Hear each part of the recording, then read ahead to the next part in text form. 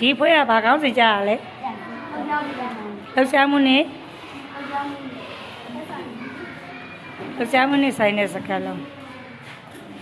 ဒီဖွဲ့ကဘာကောင်းစီကြတာလဲဒီဖွဲ့ကဘာကောင်းစီကြတာလဲ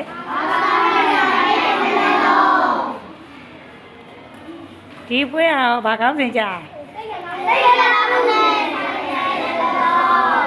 ရှင်နေတောင်းနဲ့အဲ့ဆိုရင်ဘာစကားလုံးလို့